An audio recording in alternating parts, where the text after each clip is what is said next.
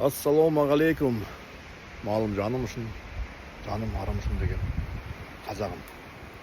Кеше ауылға бардым, ауылдағы екі зираттарға бардым, келіп, жатып, түс көрдім. Сол түсімнен шошып ояндым. Бір дауыл пайда болғандай ішінде. Міне күнді дауылдап тұр, түсімде мен қайтып кетіппін.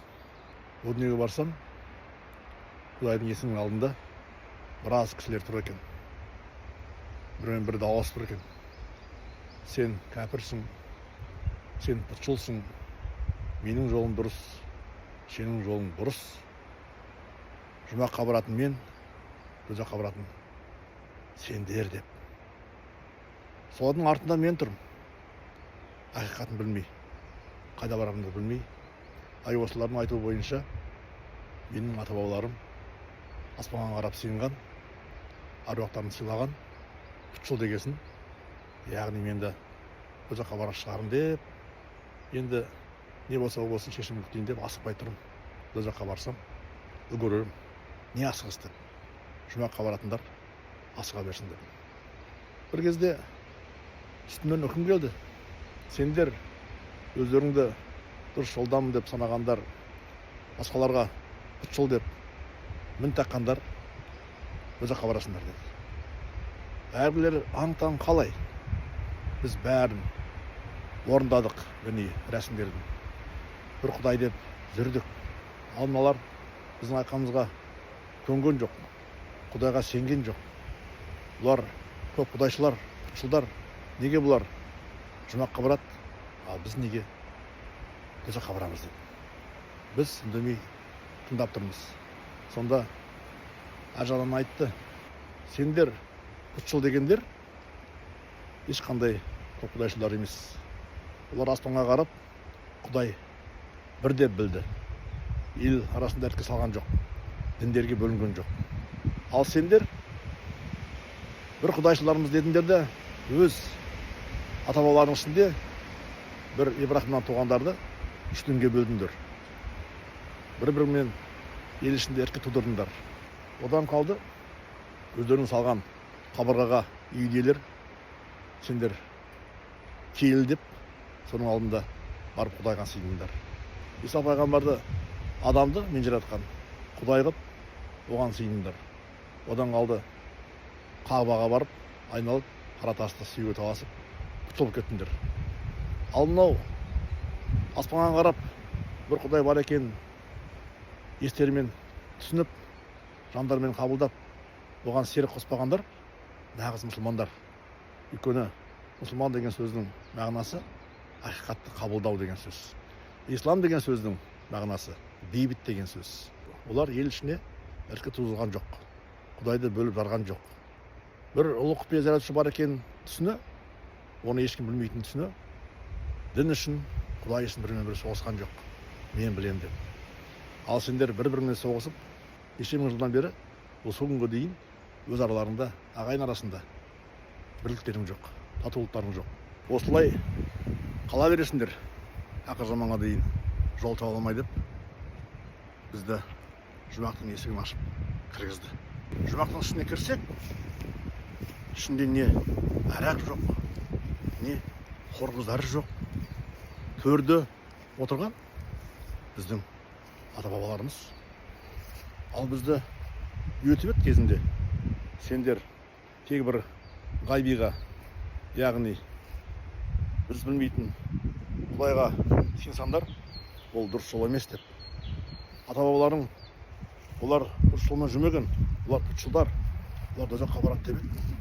Ал мен қарасам, ата-бабаларым жұмақтың төрінде отыр екен. Қуанып кеттім бір жағынан шошып ояндым. Түсіме ойлана бір ойға келдім. Ең үлкен мектеп өмір, ең үлкен тұтас тарих бар деген. Сол тарихқа сүйенсек, әртүрлі пікір бар. Бұл ғалам, бұл дүние қалай жаралды деген. Соның ішінде әртүрлі білгіштер болды. Мен білем деген оған сенгіштер болды. Ал бірақта тағы бір пікір болды. Бұл ғалам жаратылысы ешкімге беймәлім ұлы құпия деген. Мен сол пікірге қосыламын. Енді біреулер айтатын болды, біз әмсақтан бері мұсылманбыз деп. Яғни ақиқатты мойындаған адамдармыз деп. Мен онымен келісіп, ол жағынан қарасақ, біз ақиқатты мойындасақ, адамзат жарылмай тұрып, ең бірінші аспан менен жер пайда болды. Одан кейін адамзат пайда болды. Ол кезде авраамдық діндер жоқ еді. Соның ішінде Қағба жоқ еді. Сол кезде адамдар бізді кім жаратты, қалай жаратты деген сұраққа жауап іздеп беттерін аспанға бұрды. Яғни біздің құбыламыз аспанға деп ойлаймын. Ол менің пікіріме ақырғы діннің кітабы Құранда дәлел болып келеді.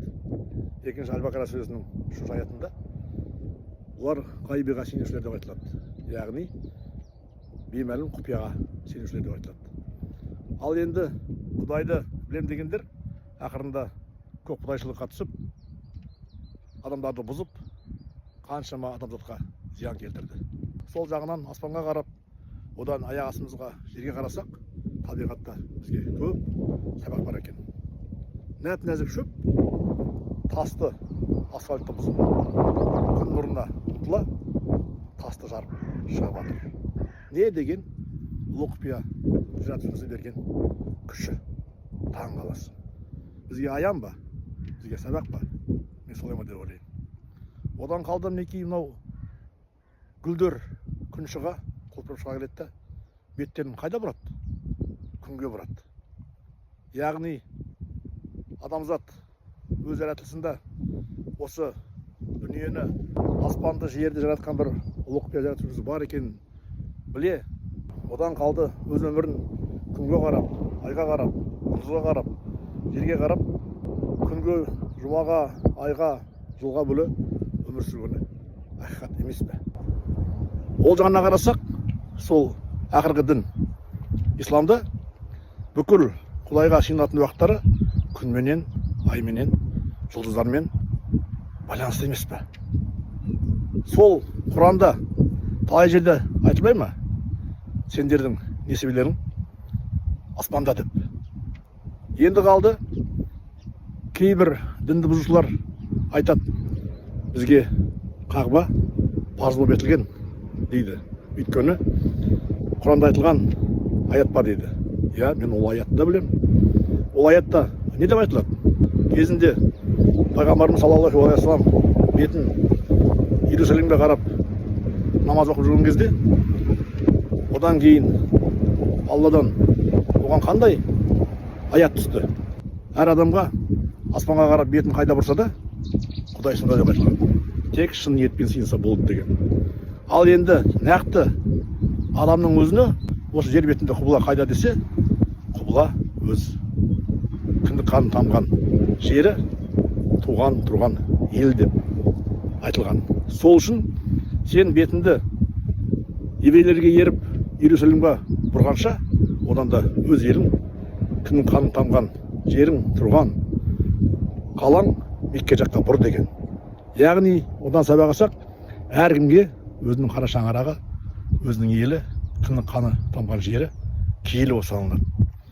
Бұл Меккені сыйлама деп тұрған нәрсе емес.